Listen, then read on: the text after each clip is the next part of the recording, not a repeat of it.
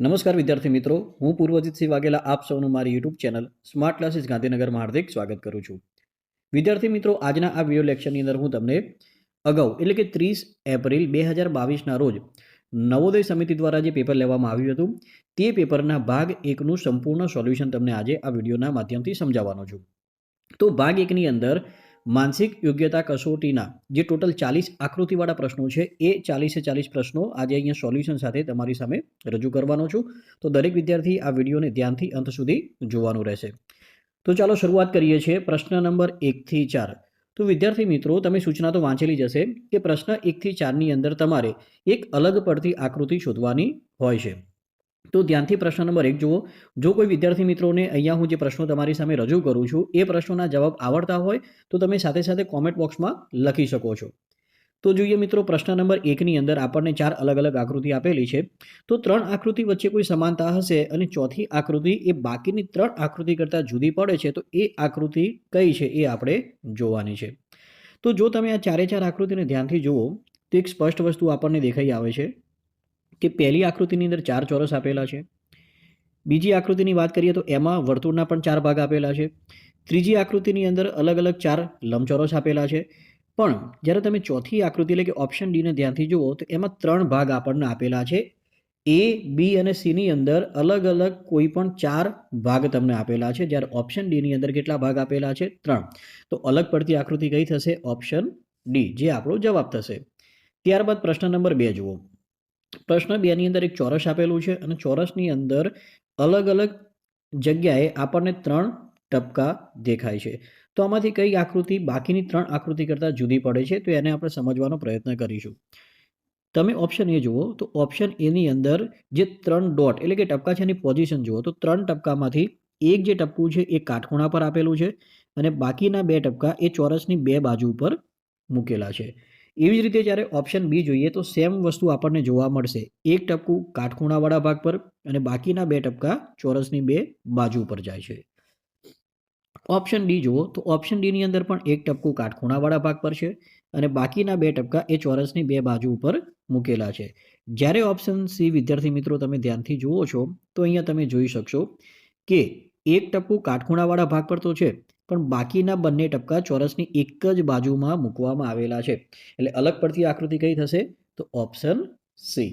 ચલો આગળ વાત કરીએ પ્રશ્ન નંબર 3 અને 4. તો જુઓ, પ્રશ્ન નંબર 3ની અંદર તમને કંઈક આકૃતિ આપેલી છે. આમાંથી અલગ પડતી આકૃતિ તમારે નક્કી કરવાની છે. તો કયો જવાબ સાચો થશે? જેને પણ આ પ્રશ્નનો જવાબ ખબર હોય તો કોમેન્ટ બોક્સમાં લખી શકશે. ચલો સમજીએ. તમે ઓપ્શન એની અંદર જુઓ તો તમને એક મોટી લાઈન આપેલી છે અને મોટી લાઈનમાંથી એક તીર નીકળે છે. ઓપ્શન બીની અંદર પણ જુઓ તો મોટી લાઈન અને એમાંથી એક તીર નીકળે છે. ઓપ્શન ડીની અંદર જુઓ તો એક મોટી લાઈન એમાંથી તીર નીકળે છે, જ્યારે ઓપ્શન સીની અંદર નાની લાઈન છે અને એમાંથી તીર નીકળે છે. એટલે અલગ પડતી આકૃતિ કઈ થશે? તો ઓપ્શન સી. હવે પ્રશ્ન 4 જોઈએ. તો પ્રશ્ન 4ની અંદર ઓપ્શન એમાં ચોરસની અંદર આપણને 4 ક્રોસની નિશાની આપેલી છે.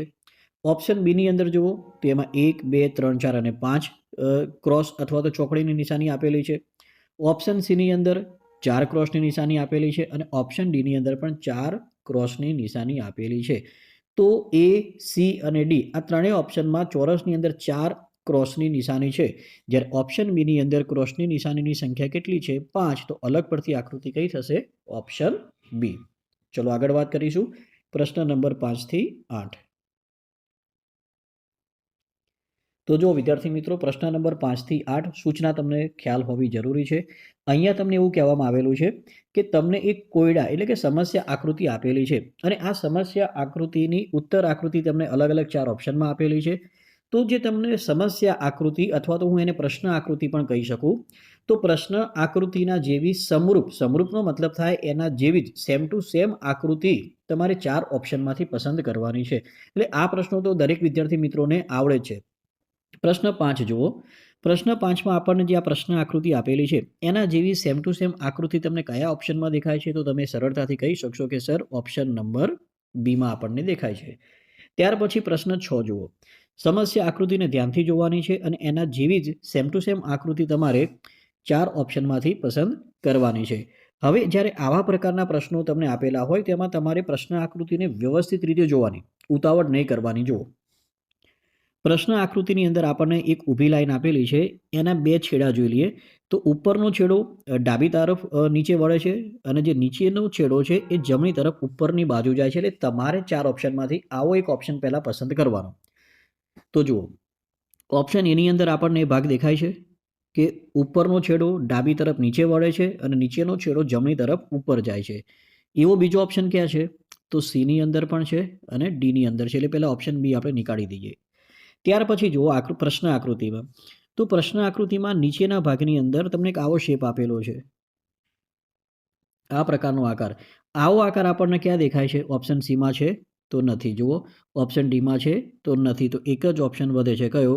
Option A. તો પ્રશ્ન નંબર 6 નો સાચો જવાબ શું થશે? Option A.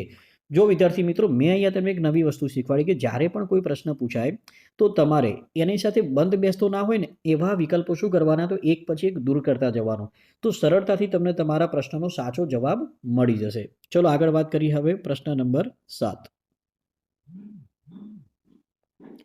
પ્રશ્ન 7 અને 8ની અંદર પણ તમારે સમરૂપ આકૃતિ ઉત્તર આકૃતિમાંથી પસંદ કરવાની છે. તો જુઓ, પહેલાં તો પ્રશ્ન 7ને ધ્યાનથી જુઓ.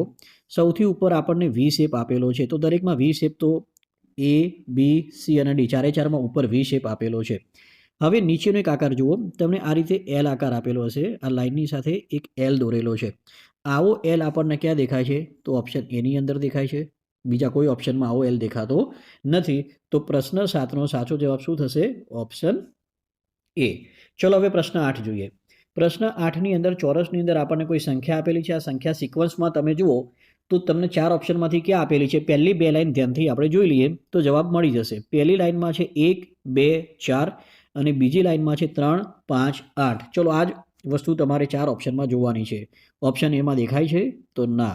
ઓપ્શન બીમાં છે, નથી. ઓપ્શન સીમાં જુઓ 1, 2, 4 આપેલું છે પહેલી લાઈનમાં, પણ બીજી લાઈન જુઓ તો 3, 5, 8ની જગ્યાએ 3, 5 અને 9 છે. એટલે આ ઓપ્શન પણ નહીં આવે. હવે ઓપ્શન ડી જુઓ તો પહેલી લાઈનમાં 1, 2, 4, બીજી લાઈનમાં 3, 5, 8 અને ત્રીજી લાઈનમાં 6, 7, 9 આપણને આપેલા છે. એટલે રાઈટ આન્સર શું થશે? તો ઓપ્શન ડી. હવે આગળ વાત કરીશું પ્રશ્ન નંબર 9 થી 12. તો જુઓ વિદ્યાર્થી મિત્રો, અહીંયા તમને શું કહેલું છે કે પ્રશ્ન 9 થી 12ની અંદર તમને એક પ્રશ્ન આકૃતિ અથવા તો સમસ્યા આકૃતિ આપેલી છે. તો આ સમસ્યા આકૃતિની અંદર એક ભાગ ખૂટતો છે. એ ખૂટતો ભાગ તમારે ઉત્તર આકૃતિમાં જે તમને 4 ઓપ્શન આપેલા છે એ 4 ઓપ્શનમાંથી પસંદ કરવાનો છે. હવે એક વસ્તુ ખાસ ધ્યાનમાં રાખજો વિદ્યાર્થી મિત્રો, જ્યારે પરીક્ષામાં આ પ્રકારના પ્રશ્નો પૂછાય એટલે તમારે પેન્સિલની મદદથી એ ભાગને શું કરવાનો છે? તો પૂરો કરવાનો પ્રયત્ન કરવાનો. જો તમે પેન્સિલની મદદથી ખૂટતા ભાગને પૂર્ણ કરશો તો જ તમને જવાબ સાચો મળશે.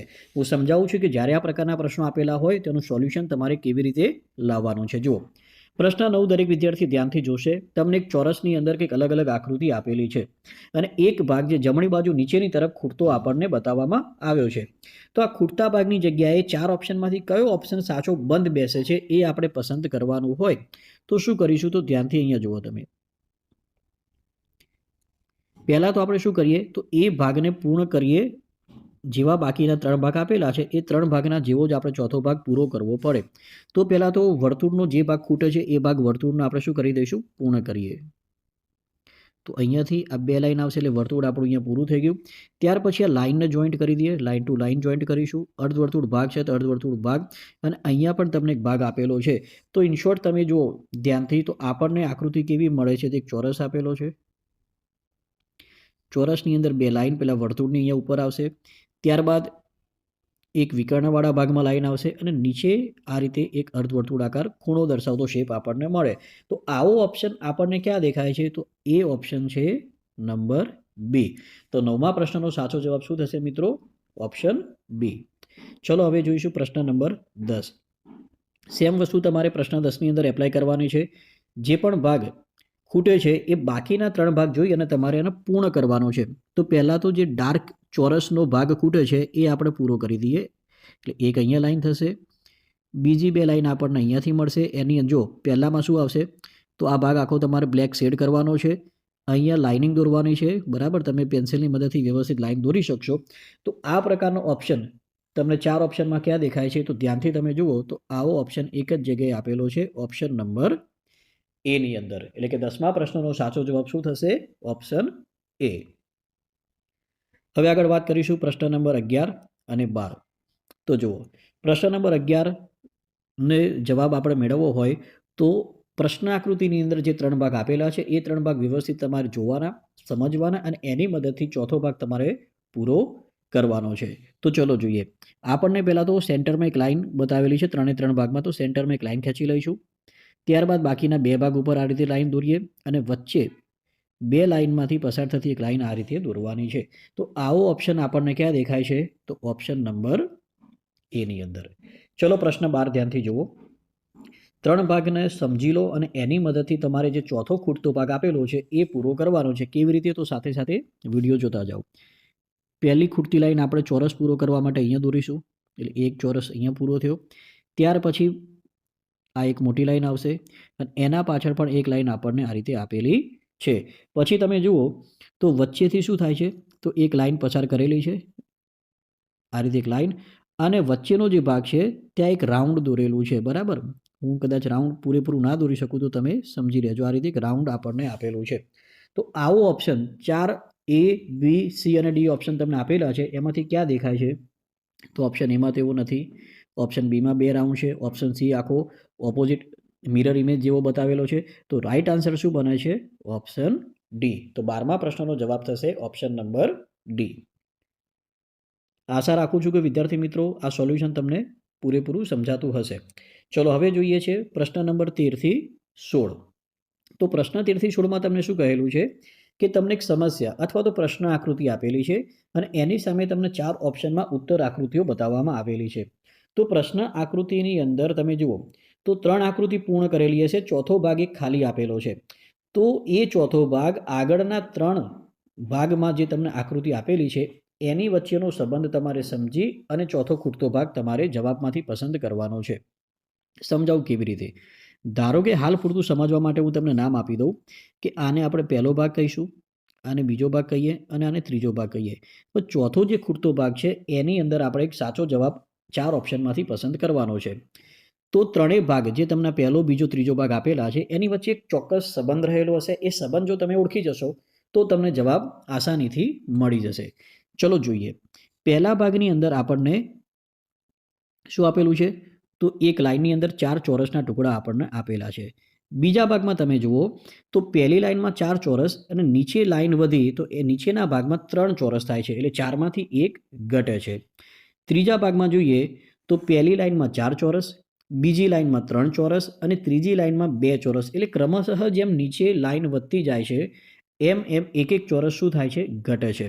તો સ્વાભાવિક છે કે હવે જે આપણો અહીંયા જવાબ આવવો જોઈએ એમાં પહેલી લાઈન, બીજી લાઈન, ત્રીજી અને ચોથી લાઈન આપણને મળશે. તો પહેલી લાઈનમાં કેટલા ચોરસ હોવા જોઈએ? 4 ચોરસ. બીજી લાઈનમાં 3 ચોરસ, ત્રીજી લાઈનમાં 2 ચોરસ અને છેલ્લી ચોથી લાઈનમાં કેટલા ચોરસ મળશે? તો 1 ચોરસ મળે. તો આ અનુસંધાને કયો ઓપ્શન જવાબ બનશે આપણો? તો ઓપ્શન નંબર એ. ચલો હવે દરેક વિદ્યાર્થી મિત્રો પ્રશ્ન નંબર 14 ધ્યાનથી જોશે. પ્રશ્ન 14 જુઓ તમે. તો 1, 2, 3 હવે હું એવા નંબર આપતો નથી. તમને ખ્યાલ આવી ગયો છે કે આપણી જે પ્રશ્ન આકૃતિ છે એ ટોટલ 4 ભાગથી બનેલી છે. તો પહેલી આકૃતિમાં તમે જુઓ તો આપણને 2 બોલ આપેલા છે. એમાં એક બોલ બ્લેન્ક છે, જ્યારે બીજા બોલમાં શું આપેલું છે? તો તમને લાઇનિંગ દોરેલી આપેલી છે. હવે બીજા નંબરના ભાગમાં જુઓ તો બીજા નંબરના ભાગમાં બોલની સંખ્યા કેટલી થાય છે? તો 3 થાય છે. પણ જે પહેલી આકૃતિ છે એની તમને બીજા નંબરમાં શું આપેલી છે? Mirror image. આ બોલ જુઓ અહીંયા આવે છે અને આ બોલનું સ્થાન અહીંયા આવે છે. વધારાનો એક બોલ અહીંયા આપણને મૂકેલો છે. એટલે કે બીજા નંબરની આકૃતિમાં ટોટલ કેટલા બોલ મળે છે? 4. હવે જુઓ ત્રીજા નંબરની આકૃતિ જોઈએ તો ત્રીજા નંબરની આકૃતિમાં પહેલા જે 2 બોલ હતા, બરાબર, આડી લાઈન અહીંયા કરું છું, આની ફરી તમને મિરર ઇમેજ આપી દીધી. ઓકે, અને ઉપર બીજા 2 બોલ, એટલે ટોટલ બોલની સંખ્યા કેટલી થાય છે? 4 થાય છે. તો જુઓ હવે આ 3 આકૃતિ વચ્ચેનો આપણે સંબંધ સમજીએ. તો આકૃતિ 1માં કેટલા બોલ હતા? 2 બોલ, જેમાં એક બ્લેન્ક અને બીજો અંદર લાઇનિંગ દોરેલી છે. ત્યાર પછી આકૃતિ 2માં તમે જુઓ તો એક વધારાનું વર્તુળ આપણને આપી દીધું. કેવું? તો બ્લેન્ક આપ્યું છે. ત્રીજી આકૃતિમાં જોઈએ તો 2 બ્લેન્ક બોલ અને 2 લાઇનિંગવાળા બોલ. હવે આની મદદથી વસ્તુ ક્લિયર થાય છે કે જે ચોથી આકૃતિ જેમાં આપણે જવાબ લખવાનો છે ત્યાં કેટલા બોલ આવવા જોઈએ? તો 5 બોલ આવવા જોઈએ. પણ એક બ્લેન્ક બોલ વધારવાનો છે તો 2 લાઇનિંગવાળા આપેલા છે તો એક બ્લેન્ક બોલ વધારીએ તો ટોટલ બ્લેન્ક બોલની સંખ્યા કેટલી થશે? 3 થવી જોઈએ. તો 3 બ્લેન્ક અને 2 લાઇનિંગવાળા બોલ હોય એવો ઓપ્શન આપણને ક્યાં દેખાય છે? તો ફક્ત ઓપ્શન નંબર બીની અંદર. ચલો ક્લિયર અહીંયા સુધી. હવે જોઈશું પ્રશ્ન નંબર 15 અને 16. તો જુઓ પ્રશ્ન નંબર 15 અને 16 તમારી સ્ક્રીન પર છે. આને તમારે સમજવાના છે કે કેવી રીતે આપણે એનો સાચો જવાબ મેળવીએ. લાઈવ લેક્ચર્સની અંદર મેં તમને ઓલરેડી આ બધી વસ્તુ વિદ્યાર્થીઓને સમજાવી હતી કે જ્યારે આવા પ્રકારના પ્રશ્નો પૂછાય તો એના માટેના કેટલાક સિદ્ધાંતો છે કે જેમ કે મિરર ઇમેજનો ઉપયોગ પણ તમે કરી શકો છો. પછી કોઈ પણ આકૃતિને તમારે ક્લોકવાઇઝ અથવા તો એન્ટી ક્લોકવાઇઝ ફેરવવાની તો પણ તમને સરળતાથી એનો આન્સર મળી શકે છે. તો એમાંથી જ એક સિદ્ધાંતનો ઉપયોગ આપણે આજે આ 15 નંબરના પ્રશ્નને સોલ્વ કરવા માટે કરીશું. તો જુઓ પ્રશ્ન નંબર 15ની અલગ અલગ 3 આકૃતિ વચ્ચેનો પહેલાં આપણે સંબંધ સમજી લઈએ. આને સમજવા માટે આપણે શું કરીશું? તો કોઈ પણ એક પોઈન્ટ ઉપર તમારે ફોકસ કરવાનું. ધારો કે આ જે ધજા જેવો તમને ભાગ દેખાય છે ત્યાંથી આપણે આકૃતિને સમજવાનો શરૂઆત કરીશું. હાલમાં તમે ધજા જેવો ભાગ જુઓ કઈ જગ્યાએ છે? તો ડાબી તરફ છે. હવે તમારે શું કરવાનું છે? તો આકૃતિને તમારે ક્લોકવાઇઝ એટલે કે ઘડિયાળના કાંટાની દિશામાં તમારે શું કરવાની? ફેરવવાની છે. તો જ્યારે તમે પહેલી આકૃતિને ઘડિયાળના કાંટાની દિશામાં ફેરવશો એક સ્ટેપ, કેટલા સ્ટેપ? એક સ્ટેપ, તો આ ધજાની આકૃતિ ક્યાં જશે? તો આ જગ્યાએ આવશે. તો જુઓ તમને આકૃતિ નંબર બી મળે છે એટલે કે આકૃતિ બીજી. હવે આકૃતિ બીજી જે છે એને પણ તમારે શું કરવાની? તો ઘડિયાળના કાંટાની દિશામાં ફેરવવાની છે. જ્યારે તમે ઘડિયાળના કાંટાની દિશામાં એક સ્ટેપ ફેરવશો તો ધજા ક્યાં આવી જશે? તો અહીંયા ઉપર આપણને ધજા મળે છે. તો ચોથી જે આકૃતિ ખૂટે છે એનો જવાબ મેળવવા માટે શું કરીશું? તો ત્રીજા નંબર એટલે કે આ આકૃતિ જે છે એમાં જે જગ્યાએ તમને ધજા દેખાય છે એ ધજાને તમારે શું કરવાની? તો ઘડિયાળના કાંટાની દિશામાં એક સ્ટેપ ફેરવવાની છે. જ્યારે તમે આને એક સ્ટેપ ફેરવશો તો એ ધજા ક્યાં આવશે? તો આ જગ્યાએ આવી જોઈએ. હવે ધજા અહીંયા હોય એવા ઓપ્શન આપણને ક્યાં આપેલા છે? તો ઓપ્શન બી, ઓપ્શન સી અને ઓપ્શન ડી આપણને દેખાય છે. પણ હવે ધ્યાનથી જુઓ, ધજા પછી શું આવે છે? તો એક લાઈન ખાલી છે. ધજા પછીની લાઈન કેવી છે? ખાલી છે. એટલે ખાલી લાઈન હોવી જોઈએ. તો એવો ઓપ્શન તમને ક્યાં આપેલો છે કે ધજા પછીની લાઈન ખાલી હોવી જોઈએ?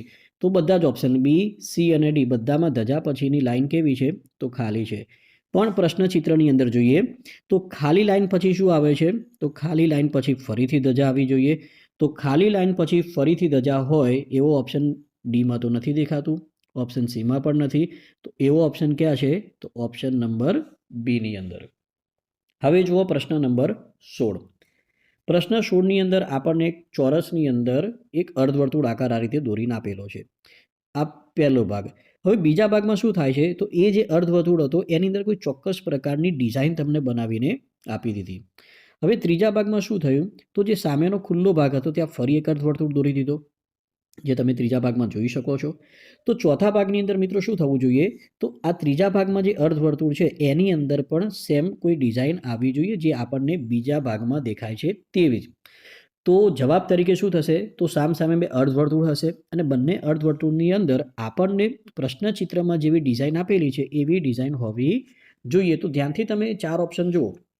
કયા ઓપ્શનમાં તમને બે અર્ધવર્તુળ સામે આપેલા છે અને બંનેની અંદર પ્રશ્નચિત્રના જેવી ડિઝાઇન? તો એવો એક જ ઓપ્શન આપણને દેખાય છે. કયો? Option B. તો 16મા પ્રશ્નનો સાચો જવાબ શું થશે? Option number B. તો આ રીતે તમે કોઈ પણ પ્રશ્નનો સરળતાથી જવાબ મેળવી શકો છો. હવે આગળ વાત કરીશું પ્રશ્ન નંબર 17 થી 20. પ્રશ્ન 17 થી 20માં આપણને શું કહ્યું છે કે તમને એક સમસ્યા આકૃતિ આપેલી છે. એમાં આગળની જે આકૃતિઓ છે એ આકૃતિ વચ્ચેના સંબંધ તમારે સમજવાના અને એની મદદથી જે ક્વેશ્ચન માર્ક કરેલી જગ્યા છે ત્યાં 4 ઓપ્શનમાંથી કયો જવાબ બંધ બેસે છે એ તમારે પસંદ કરવાનો છે. તો ચલો સમજીએ પ્રશ્ન નંબર 17. પ્રશ્ન 17ની અંદર આપણને એક માણસનો શેપ આપેલો છે રેખાંકિત આકૃતિની મદદથી. તો જુઓ, પહેલા ભાગની અંદરનો જે શેપ છે એમાંથી બીજા ભાગમાં શું ફેરફાર થાય છે એ આપણે સમજવાનો છે. ટોટલ આપણને 2 ભાગમાં આકૃતિ આપેલી છે. તો જુઓ, પહેલા ભાગમાં જે માણસનો શેપ આપેલો છે એમાંથી બીજા ભાગમાં ફરક એટલો પડે છે કે એના જે હાથ દર્શાવતો ભાગ છે એ નીચે તરફ વળે છે અને પગ દર્શાવતો ભાગ ક્યાં જાય છે તો ઉપરની તરફ વળે છે. તો બસ આવી જ વસ્તુ આ આકૃતિમાં થવી જોઈએ. આ આકૃતિના જવાબમાં કોઈ જગ્યાએ ફેરફાર ન કરતા બે જ જગ્યાએ ફેરફાર આપણે જોવાનો છે. શેની અંદર? તો હાથ અને પગવાળા ભાગમાં. તો અહીંયા જે હાથવાળો ભાગ છે એ ક્યાં આવવો જોઈએ? નીચે તરફ. અને પગવાળો ભાગ ક્યાં જવો જોઈએ? ઉપર તરફ. તો જુઓ, એવો તમને ઓપ્શન ક્યાં દેખાય છે? એમાં તો એવું થતું નથી. બીની અંદર હાથની પોઝિશન ખોટી છે. સીની અંદર પણ એક જગ્યાએ પગ ખૂટેલો બતાવ્યો છે, હાથ ઉપર છે. પણ ઓપ્શન ડી તમે ધ્યાનથી જુઓ મિત્રો, તો ઓપ્શન ડીની અંદર હાથ નીચેની તરફ અને પગ ક્યાં જાય છે? તો ઉપરની તરફ વળેલા છે. એટલે સાચો જવાબ થશે ઓપ્શન ડી. ચલો પ્રશ્ન નંબર 18 જોઈએ.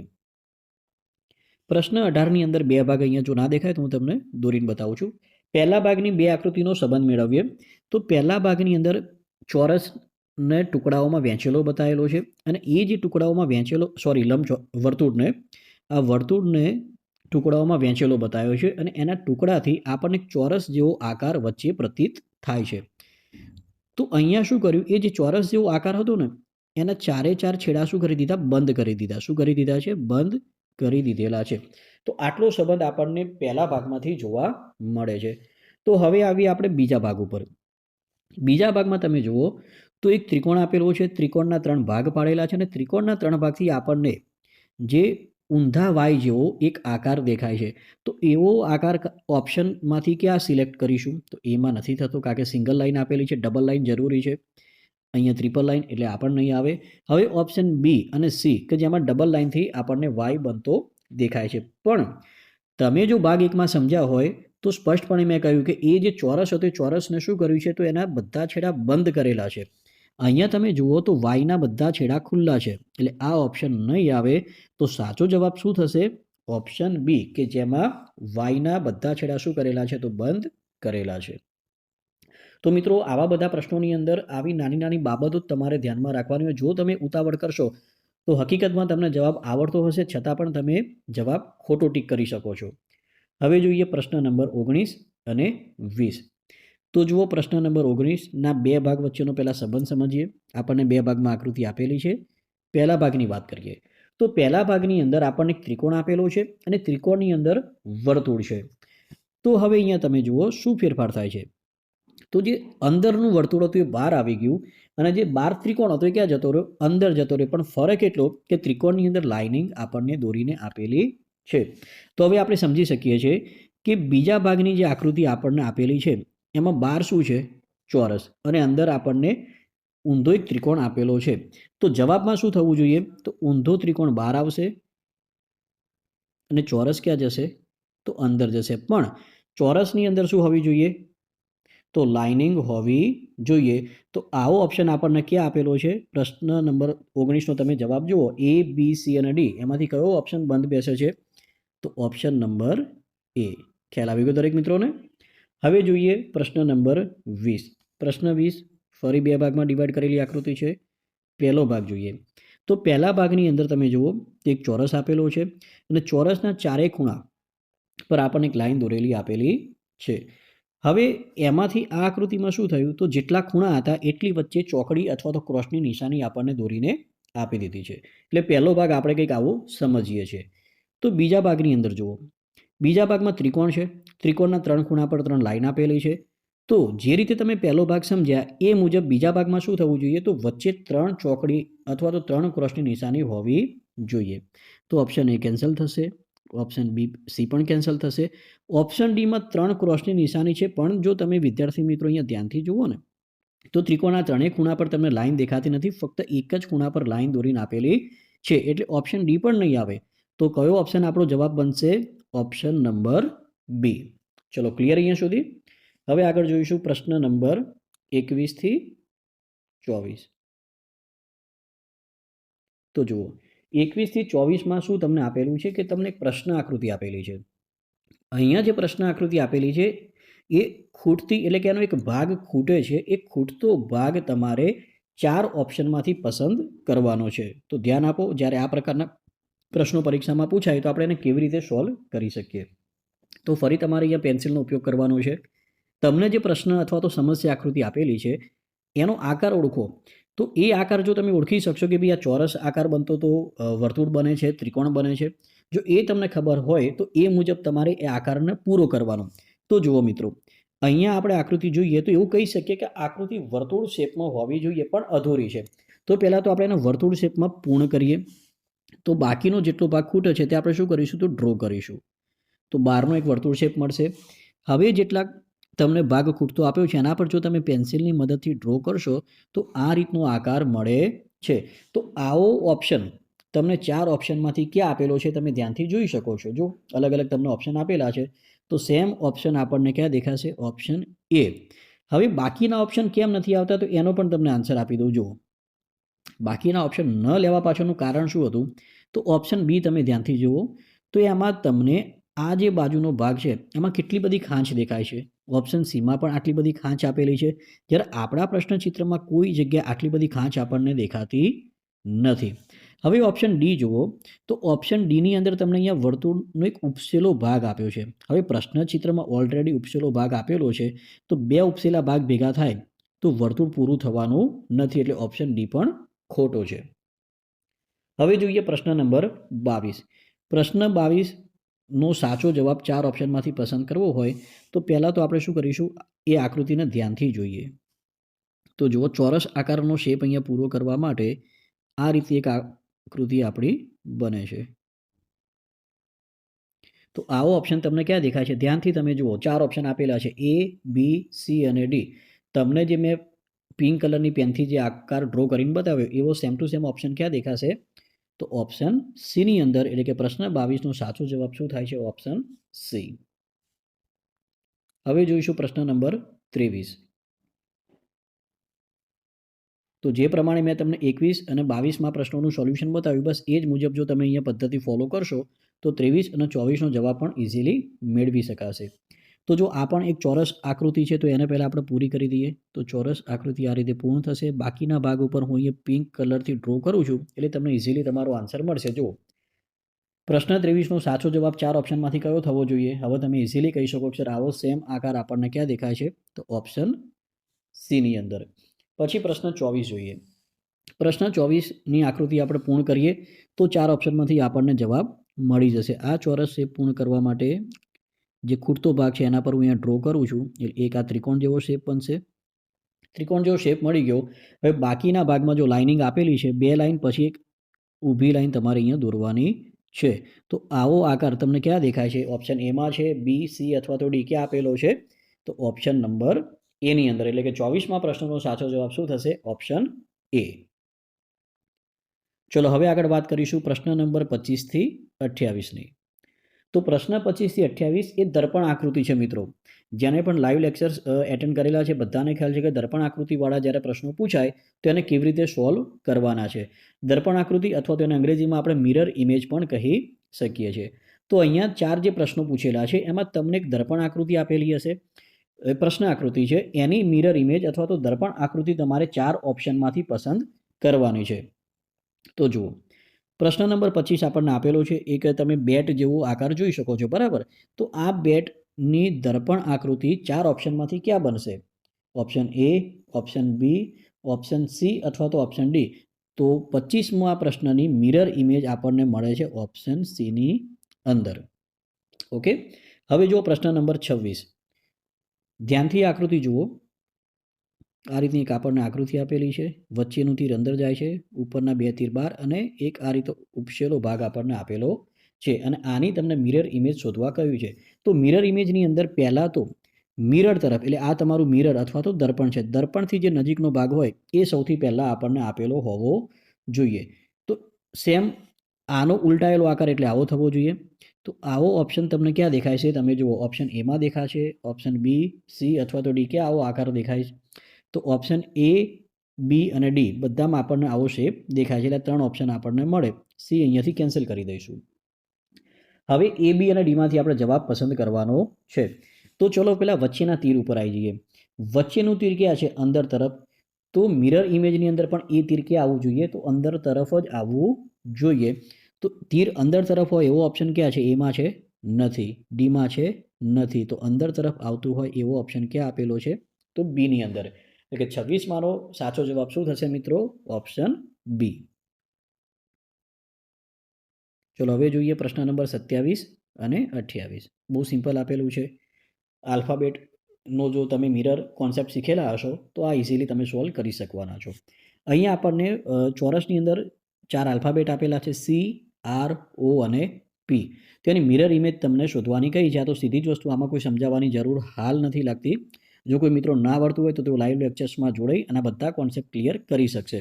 તો 27મા પ્રશ્નનો સાચો જવાબ શું થશે? Option number B. હવે જુઓ 28મા નંબરનો પ્રશ્ન. આપણને એક ચોરસની અંદર કોઈ આકૃતિ બેઝિક આપેલી છે. હવે એવી જ આકૃતિની તમારે મિરર ઇમેજ શોધવાની છે. તો ધ્યાનથી જુઓ, ડાબી બાજુનો જે ભાગ તમે અહીંયા જોઈ શકો છો એ ભાગ ઉપર તરફ છે, તો ઉપરનો ઉપર તરફ જ રહેવો જોઈએ. મેં તમને એક વસ્તુ કહી હતી, એક માણસનું ઉદાહરણ આપી આપણે મિરર ઇમેજનો આખો કોન્સેપ્ટ શીખ્યા હતા કે મિરર ઇમેજની અંદર ફક્ત ને ફક્ત શું બદલાય, તો ડાબી અને જમણી બાજુ જ બદલાય છે. ઉપર નીચેની બાજુમાં કોઈ ફરક ક્યારેય ન પડે. તો જુઓ, અહીંયા જે તમને આ ડાર્ક ચોરસવાળો ભાગ જે દેખાય છે એ પ્રશ્ન આકૃતિમાં ક્યાં છે? ડાબી તરફ ખૂણામાં છે. તો જવાબમાં ક્યાં જવો જોઈએ? જમણી બાજુ ખૂણામાં જવો જોઈએ. તો જમણી બાજુ ખૂણામાં જાય એવો એક પણ ઓપ્શન દેખાય તો એ તમારો જવાબ થશે. તો આવો ઓપ્શન આપણને ક્યાં આપેલો છે? ઓપ્શન એની અંદર. હવે આગળ વાત કરીશું પ્રશ્ન નંબર 29 થી 32. પ્રશ્ન 29 થી 32 બહુ જ ઇમ્પોર્ટન્ટ છે. મોટાભાગના વિદ્યાર્થીઓનો જો પ્રશ્નોના જવાબ આકૃતિની અંદર ખોટા પડતા હોય તો એ ફક્ત ને ફક્ત આ 4 પ્રશ્નોની અંદર જ. એનું એક જ રીઝન છે કે જો તમે આકૃતિની અંદર આ જે પેપરની ગળી ખોલવાવાળો કોન્સેપ્ટ વ્યવસ્થિત નથી શીખ્યા હોતા, એના જ કારણે તમે અહીંયા જવાબ લખવામાં ભૂલ કરો છો. પ્રશ્ન 29 થી 32માં આપણને સૂચના કંઈક એવી આપેલી હોય છે કે ચોરસ કાગળનો ટુકડો લેવામાં આવે છે. પછી તમને જે પ્રમાણે સમસ્યા આકૃતિમાં બતાવવામાં આવે છે એ પ્રમાણે કાગળના ટુકડાને ફોલ્ડ કરતું જવાનું અથવા તો ગળી વાળતા જવાનું, અને પછી છેલ્લા ત્રીજા ભાગની અંદર એમાં કોઈ ચોક્કસ પ્રકારની આકૃતિ બનાવવામાં આવે છે અથવા તો ડિઝાઇન બનાવવામાં આવે છે. પછી તમને પ્રશ્ન એવો પૂછવામાં આવે છે કે હવે જ્યારે આ કાગળની ગળીને આપણે ખોલી નાખીએ, જે તમે ફોલ્ડ કર્યું હતું એ ફોલ્ડ હવે જ્યારે આખે આખું ખોલો તો ચોરસ કાગળ 4 ઓપ્શનમાંથી કેવો દેખાય એ તમારે જવાબ તરીકે પસંદ કરવાનો હોય છે. તો જુઓ, પ્રશ્ન નંબર 29 પર આપણે પહેલાં જઈશું. પ્રશ્ન 29ની અંદર એક ચોરસ કાગળ લીધો છે. એ ચોરસ કાગળને તમારે આ તીરનું નિશાન જોવાનું, એટલે તમને ખ્યાલ આવશે કે કેવી રીતે અને કઈ દિશામાં એને વાળવામાં આવે છે. તો પહેલાં તો એને ઉપરના ભાગમાં વાળી દીધું, એટલે ચોરસનો જે આખું પેપર હતું એ અડધું પેપર થઈ ગયું. હવે અડધું બન્યા પછી એને અંદરની તરફ આ રીતે ફોલ્ડ કર્યું, એટલે એક આપણને આવો નાનો ચોરસ બને છે. અને એ નાના ચોરસની અંદર આવી એક ડિઝાઇન બનાવવામાં આવેલી છે જેમાં ખૂણા ઉપર ડોટ અને સામેના છેડા ઉપર એક આવો શેપ આપી અને એને ડાર્ક ગૂંથી દીધો છે. હવે તમને પ્રશ્ન એવો પૂછ્યો કે જ્યારે આ ગળી આપણે આખી ખોલી દઈએ તો ચોરસનું જે કાગળ છે એ 4 ઓપ્શનમાંથી કેવું દેખાય? તો મિત્રો આને તમારે ધ્યાનથી સમજવું પડે. જુઓ, છેલ્લો જે ભાગ આપણને આપેલો છે એ છેલ્લો ટુકડો કંઈક આ રીતે હતો, જેમાં અહીંયા એક ડોટ આપેલું છે અને સામેના ભાગ પર આ રીતે એક લાઇનની અંદર શેડ કરીને તમને આપેલું છે. તો જે પ્રમાણે આપણે કાગળને વાળતા ગયા એ પ્રમાણે જો કાગળ ખોલતા જઈએ તો એક સામે પહેલાં આ રીતે એક છેડો ખુલ્લો થશે. આ છેડો ખુલ્લો થાય એટલે સેમ ટુ સેમ ઇમેજ આપણને પહેલાં અહીંયા આ રીતે ડાર્ક ભાગ અને એક ડોટ જે હતું એ ડોટ અહીંયા હું તમને દોરું છું. તો આ બીજો ભાગ. હવે નીચેની તરફ જ્યારે તમે કાગળ ખોલો તો આ ત્રીજા ભાગમાં જો કાગળ ખુલ્લું થયું તો આ ભાગ તો એઝ ઇટ ઇઝ અહીંયા આવશે જ, અને પેલું ડોટ પણ અહીંયા હોવું જોઈએ સામેના છેડે. ફરી આ ભાગ આપણે કાગળનો ગળીનો ખોલીએ તો અંદરના ભાગમાં જે પેલો શેડિંગ કરેલો ભાગ છે એમને એમ આવશે અને ડોટ સામેના છેડે આવવું જોઈએ. તો જો વિદ્યાર્થી મિત્રો, હવે આવો ઓપ્શન તમને 4 ઓપ્શનમાં કઈ જગ્યાએ દેખાય છે? ઇઝીલી હવે તમે કહી શકો કે રાઈટ આન્સર શું થશે? Option C. એટલે પદ્ધતિ આ છે કે તમે જે મુજબ પ્રશ્નમાં બતાવ્યું એ મુજબ કાગળને તમે વાળતા ગયા તો એ મુજબ જવાબ મેળવવા માટે તમારે કાગળને શું કરવું પડે? ખોલવું પડે. જો કાગળને તમે વ્યવસ્થિત રીતે જે પ્રમાણે પ્રશ્નમાં બતાવ્યું હોય એ મુજબ ખોલતા જશો તો 100% તમને સાચો જવાબ મળવાનો છે. હવે જુઓ પ્રશ્ન નંબર 30 જોઈએ. પ્રશ્ન 30ની અંદર આપણને ચોરસ કાગળ લીધું, પહેલાં એને ઉપરની તરફ વાળ્યું એટલે 2 ભાગમાં કાગળ થઈ ગયું. ત્યાર પછી ફરી એને ફોલ્ડ કરી અને એક નાનો ટુકડો બનાવ્યો. હવે આ નાના ટુકડાની અંદર આપણને એક આકૃતિ કંઈક દોરીને આપવામાં આવેલી છે. હું અહીંયા ઉપર દોરું છું, તમે ત્યાંથી સમજજો. એક લાઈન લીધી છે અને એની અંદર અહીંયા કોઈક ડિઝાઇન બનાવેલી છે. તો શું કરીશું? હવે આપણે આ બાજુનો ભાગ ખુલ્લો કરી દઈએ. આ બાજુનો ભાગ જ્યારે આપણે ખોલીએ તો આના જેવી સેમ લાઈન આપણને ક્યાં મળશે? આ રીતે. પછી એક ભાગ ઉપર આકૃતિનો થશે. હવે નીચેનો ભાગ તમે ખોલો. જ્યારે તમે નીચેનો ભાગ ખોલશો એટલે આ લાઈન અહીંયા આવશે ઉપર આકૃતિ આ રીતે બનતી જશે. ચોથો ભાગ ખોલીએ એટલે લાઈન અહીંયા ક્રોસ અને ઉપરનો ભાગ આ રીતે. તો આવો આકાર આપણને 4 ઓપ્શનમાં કઈ જગ્યાએ આપેલો છે તમે ઇઝીલી હવે પસંદ કરી શકશો. હવે તમે ધ્યાનથી જુઓ તો અહીંયા એક સૂચના આપેલી હતી કે કાગળને નીચેથી પણ ફોલ્ડ કરેલું છે. જે ત્રિકોણ શેપ હતો ને એમાંથી પણ ફોલ્ડ કર્યું. એટલે એમાંથી જ્યારે ફોલ્ડ કરવામાં આવે તો 2 ભાગમાં આપણને આકૃતિ મળશે. જે આકૃતિ તમને ઉપર મળી એવી સેમ ટુ સેમ આકૃતિ ક્યાં મળશે? તો આ જગ્યાએ પણ 4 ભાગમાં આકૃતિ રચાશે. તો એના આધારે હવે તમારે જવાબ પસંદ કરવાનો થાય તો સાચો જવાબ કયો થશે? ઓપ્શન A, B, C અથવા તો D. તો આવો જવાબ આપણને ક્યાં દેખાય છે? ઓપ્શન C ની અંદર. હવે જુઓ પ્રશ્ન નંબર 31 અને 32 જોઈએ. તો પ્રશ્ન 31ની અંદર સૌપ્રથમ કાગળને નીચેથી ફોલ્ડ કર્યું, ત્યાર પછી એને ડાબી બાજુ તરફ ફોલ્ડ કર્યું છે, જમણીથી ડાબી. અને હવે જે સૌથી છેલ્લો નાનકડો ટુકડો વધ્યો એની અંદર આપણને આ રીતની કોઈ નિશાની આપેલી છે. તો એનો જવાબ આપણે મેળવવાનો પ્રયત્ન કરીશું. ચલો એ નાનકડો ટુકડો આપણે દોરીએ. એક લાઈન ઊભી છે અને 2 લાઈન આ રીતે આપેલી છે. હવે શું કરીશું? તો સામેનો ભાગ ઓપન કરીએ આ રીતે. તો આ 2 લાઈન અહીંયા જશે. જે ઊભી લાઈન હતી એ સામેના છેડા પર આ રીતે આવશે. હવે નીચેનો ભાગ ખોલીશું તો નીચેના ભાગમાં શું થશે? તો આ ઊભી જે લાઈન હતી એ ફરી રિપીટ થશે નીચે. ઊભી લાઈન નીચે આવશે. 2 લાઈન આ રીતે જે બાકી હતી એ છેડાવાળી. અને છેલ્લો ચોથો ભાગ જ્યારે આપણે ઓપન કરીશું તો 2 લાઈન અહીંયા મળશે અને ઊભી લાઈન અહીંયા મળશે. તો આ રીતનો એક આકાર તૈયાર થાય છે. તો આવો ઓપ્શન મિત્રો તમને ક્યાં દેખાય છે? A, B, C અથવા તો Dમાં ક્યાં આપેલો છે? તો તમે સરળતાથી જોઈ શકો છો કે આવો ઓપ્શન A ની અંદર આપણને આપેલો છે. ચલો ક્લિયર અહીંયા સુધી. હવે 32 નંબરને ધ્યાનથી જુઓ. 32ની અંદર કાગળને નીચેથી ફોલ્ડ કર્યું, પછી એને જમણી બાજુથી ડાબી તરફ ફોલ્ડ કર્યું અને એ ડાબી તરફ જે એક નાનકડો ચોરસનો ટુકડો હતો એને પણ નીચેથી ફોલ્ડ કરી અને ત્રિકોણ શેપમાં બનાવવામાં આવેલું છે. પછી ઉપર તમને એક આકૃતિ બનાવેલી છે, બરાબર? 2 વર્તુળ અને વચ્ચે એક લાઈન દોરેલી છે. હવે તમારે પહેલાં શું કરવું પડે? તો ત્રિકોણનો જે અધૂરો ભાગ હતો એને પહેલાં ખોલી નાખો. જ્યારે તમે ત્રિકોણનું ફોલ્ડ કરેલું ખોલશો, અહીંયા બતાવું છું.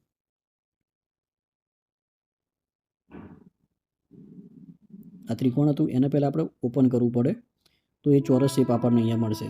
ત્રિકોણમાં જુઓ જે પ્રમાણે તમને ઉપર આકૃતિ આપી હતી એવી સેમ ટુ સેમ આકૃતિ ક્યાં મળશે? તો નીચે મળશે. એટલે એક પહેલો આકાર આપણો અહીંયા પૂરો થાય છે, બરાબર? પછી એ જ ભાગ તમારે ક્યાં ખોલવાનો? તો સામેની, આ જે ચોરસનો ટુકડો હતો એનો સામેનો ભાગ ખોલશો, પછી નીચેની તરફ અને પછી એની બાજુમાં. તો જે ભાગ આપણને પહેલામાં મળ્યો એવો સેમ ટુ સેમ ભાગ આપણને બાકીના 3 ભાગમાં મળતો જશે. તો એના આધારે કઈ આકૃતિ રચાય? તો ઓપ્શન નંબર A જેવી. કયો ઓપ્શન રચાશે? Option A. તમે ઓપ્શન અને C ધ્યાનથી જુઓ તો બંને કદાચ સરખા લાગતા છે, પણ ફરક એટલો છે ઓપ્શન C ની અંદર અહીંયા આપણને લાઈન આપેલી નથી, પણ વાસ્તવમાં આપણને અહીંયા લાઈન મળે છે. એટલે સાચો જવાબ કયો થશે? Option A. હવે જોઈશું પ્રશ્ન નંબર 33 થી 36. પ્રશ્ન 33 થી 36માં તમને પ્રશ્ન આકૃતિની અંદર કેટલાક ભૌમિતિક આકારોના અલગ અલગ ટુકડા આપેલા છે.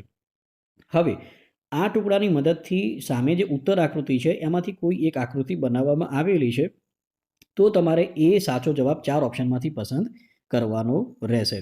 તો ધ્યાનથી જુઓ. પ્રશ્ન નંબર 33ની અંદર આપણને જે ભૌમિતિક આકારો અલગ અલગ દેખાય છે એ બધા જ આકારો ભેગા કરીએ તો કઈ આકૃતિ બને છે?